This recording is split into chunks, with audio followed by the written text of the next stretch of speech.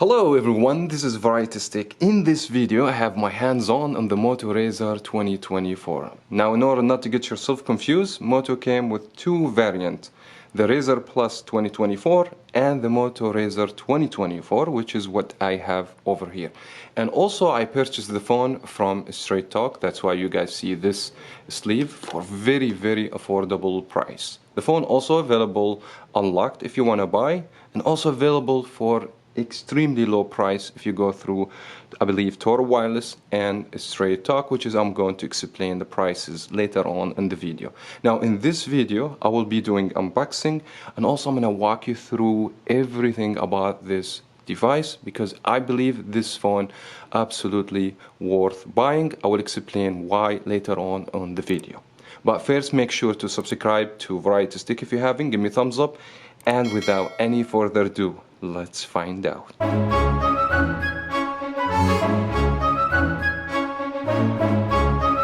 First, let me start with the pricing because I believe the price is a very important factor for so many people. Now, if you want to buy the phone unlocked, you have to pay the full retail price, $600.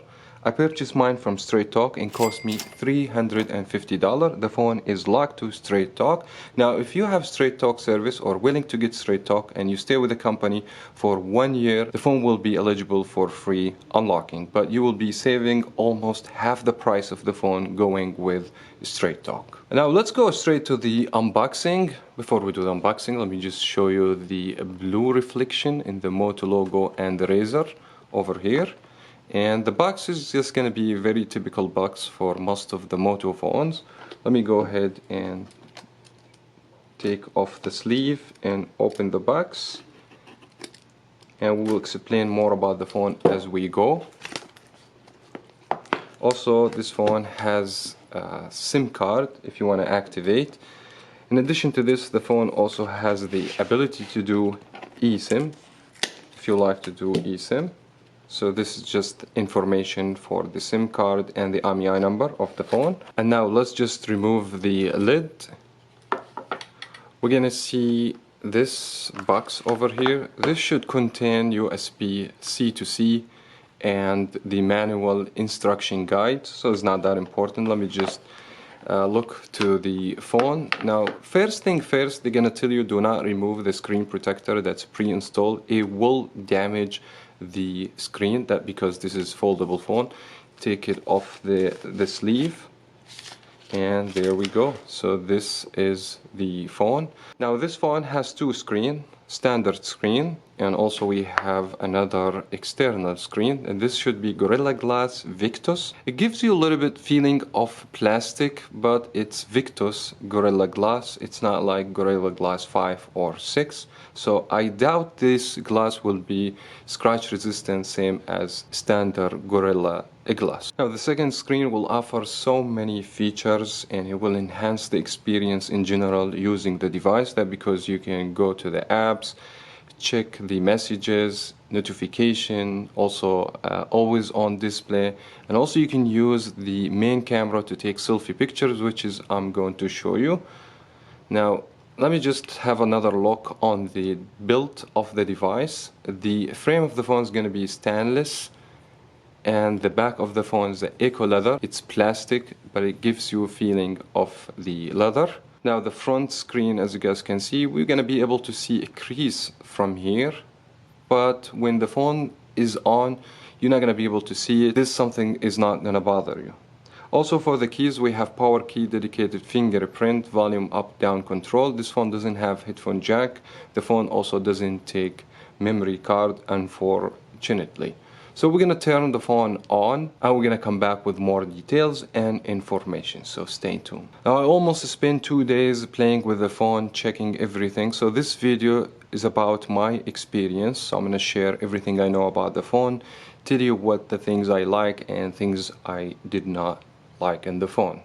First, you buy the phone because the phone has foldable screen, and I have to say the Moto does a great job with the fold screen. It has better feeling than the previous Motorola device, as you guys can see, and I don't have any problem with the display. I don't have a problem with the crease over here. It might bother some people, but when the phone is on, you're not going to be able to see it. It's not going to bother you, but that depends on the person. In addition to this, Moto has done a great job of sealing the phone. So believe or not, this phone is IPX8 rate, means the phone will stay in the water for 30 minutes under 1.5 meter, which is something great to see in foldable phone. Taking in consideration, we have hinge from here in this area, sometimes something might get in, so that's something good. Stay away from, I believe, dust and other things, because that might damage the phone eventually. And also, you gotta put in your mind, when you buy a foldable device, the screen itself is not actual glass. This is Victus glass. That means this is a plastic. It's gonna be very easy to get scratched, so be careful, especially if you put the phone in your pocket. Flip the phone and then put it in your pocket, because the back glass is more resistant for scratches, because this is real glass, but the glass on the front screen or the main screen is plastic. Now, since we're talking about the display, let me give you a quick information about the specification. The main screen will be AMOLED 6.9, 120 Hz refresh rate, support HDR10 plus, and the brightness level is going to be 3000 nits, which is great in my opinion. Screen to body ratio is going to be 84.9%, which is also considered decent. Not the best we've seen, of course. And the amount of PPI is going to be 413. The resolution is going to be full high definition 1080 by 2640. So mainly the specification for the display, it's great. I don't have any issues. Angle view is good. The screen is very bright. Using the phone, if you're exposed to the sun outdoor, you should have no problems or whatsoever. And also 120 Hz refresh rate, you're gonna see everything smooth like a butter, as you guys can see. So the main display specifications, my opinion, is great. Now the secondary screen will be half the main screen. We have 3.6 inches, 1056 by 1066 for the resolution. I would say almost 1080p from the width, but from the length, because it's shorter, so it's going to be lower in the resolution. But that's something that shouldn't bother you, because this considers secondary screen, not main screen. Also, the secondary screen, it's AMOLED with 90 Hz refresh rate, and the nits is going to be 700. I don't have a problem with the secondary screen as well, and the amount of PPI is going to be 413.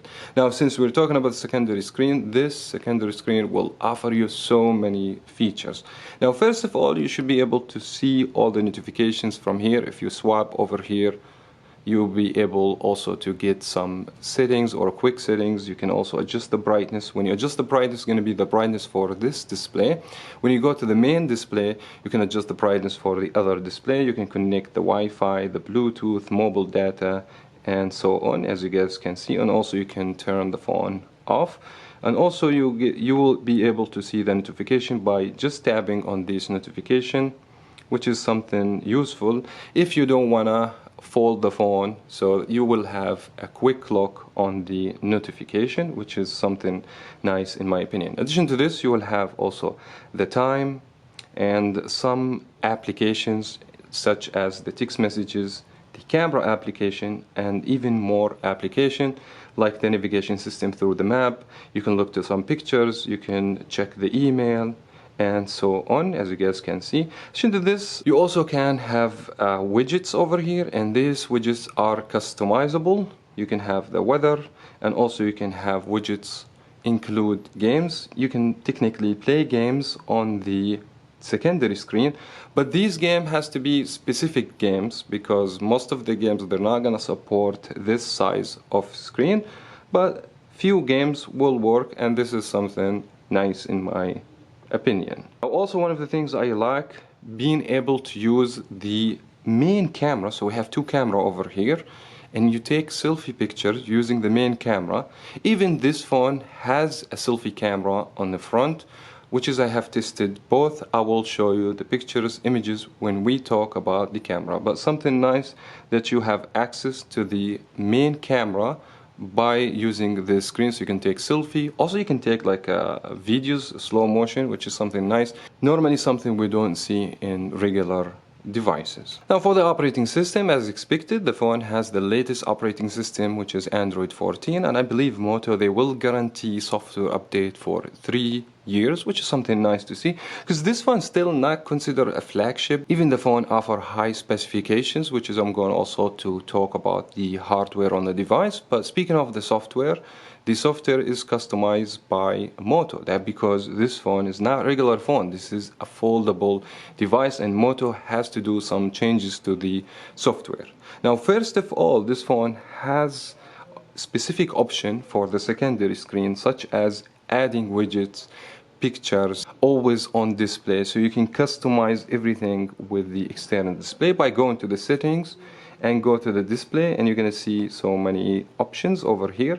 I will cover everything about the secondary screen and most of the features on the phone by separate video. Here I'm just going to give you highlights about what you can do on the device, but you will have full control of the secondary display from the settings of the phone. In addition to this, Moto also offer more features. I believe if you shake the phone, the flash will be turned on. If you shake it back, or you can twist the phone to go to the camera. If you twist one more time, it should go to the front facing camera, which is something nice to see in this phone. Now also one of the nice thing, if you open YouTube for example and you play a video and you don't have a stand on the device, you can technically just give it like half fold.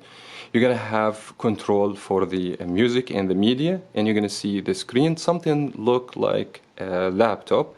A very nice addition to the device itself. And if you like full screen, keep it fold a little bit and place your phone horizontally just like this and make it full screen, and then you can start playing the video and fold it a little bit and you can watch. So you don't need holder, you don't need to put anything on the back of the device. As I said, I will cover more about the main features and the software in a separate video. Now the most important thing in any device, in my opinion, the hardware performance. You want to make sure you spend money on the phone. The phone will give you the performance you want in the video games. You want to make sure when you touch the phone, go from app to app, that the phone very responsive. And this phone is not going to disappointing you. We have MediaTek chipset in this phone, MT6878 Dimensity 7300X, 4 nanometer. The processor consider above the mid-range, so you guys gonna expect something like a 3 years old flagship performance, which is great in my opinion, taking the price of the phone into consideration. Especially me, spent $350 on this device. Now also the phone has 256 gigs of internal storage, which is, I believe, it's a plenty of storage with 8 gigabyte of RAM. Now I don't want to just tell you about the processor and the performance. We're gonna go ahead and play video games.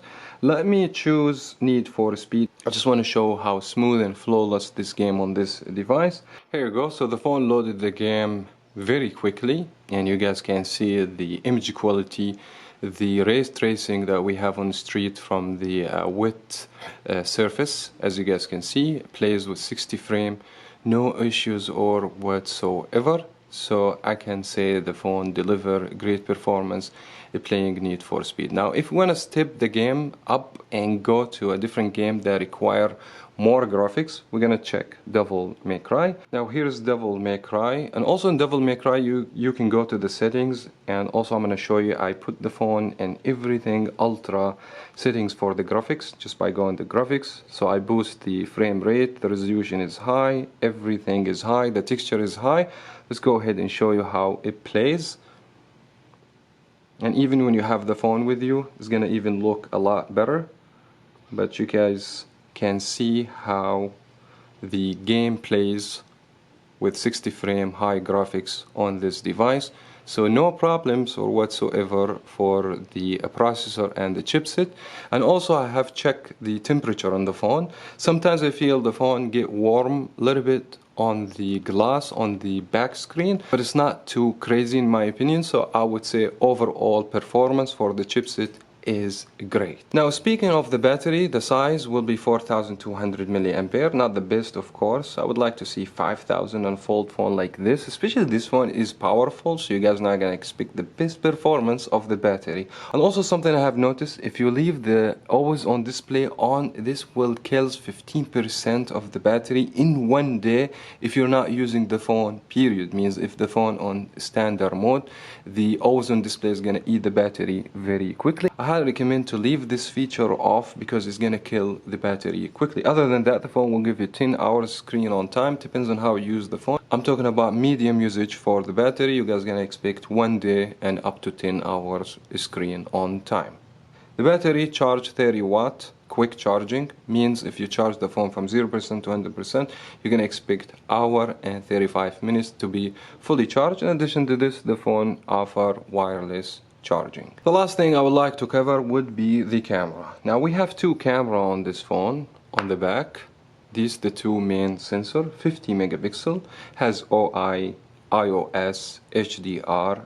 And I don't want to keep just telling you about specifications. We want to go and check the actual performance. But we have 50 megapixel and 13 megapixel ultra wide camera. Now with this phone, take very decent pictures. Rather you're taking pictures during the day, medium light, or very dim light under low light situation. The phone has the night mode. It helps a lot. I'm gonna demonstrate these pictures I have taken on the phone on the display so that way you guys can see and check the performance. From my experience, I can tell you under low light situation, you're gonna see some drop and you're gonna see some noise in the picture. Taking in consideration I'm not using a flash, so I was very satisfied with the result. Now if you're taking pictures under medium light, the phone will take perfect pictures outdoor. The phone also offers so many features like ultra wide, zoom up to 2 optical X, also slow motion and macro. So overall speaking, the camera was very satisfying. Especially you have the ability to take pictures selfie using the main camera. Even that I have noticed the pictures I have taken with the regular selfie camera, which is 32 megapixel, I was able to come up with very good pictures. Also portrait is available on the front facing camera. So overall speaking, the camera is decent but not the best I have seen. Now overall I feel the Moto Razr 2024 give me completely different experience of using a smartphone. The flip kind of thing is very elegant, very fancy, something you don't see in other smartphones except a few of course, and being able to check everything of your phone in the fold mode. And also if you put the phone in your pocket just like this, you barely feel the phone in your pocket. So I believe this phone is different and unique, and for the price $350 you can go anywhere. Even if you want to buy or pay the full retail price, I would say this phone also absolutely worth it. I will leave link if you guys want to buy the phone for retail price $600 from Amazon. And if you have a question, let me know in the comment below, and also encourage me and give me thumbs up on this video. And also if you subscribe, I'm gonna do more coverage for this device, so you can leave a comment, let me know what you'd like to see next. That was very much it, and this is Variety Stick. Thank you so much for watching. As always, we will talk to you in another video.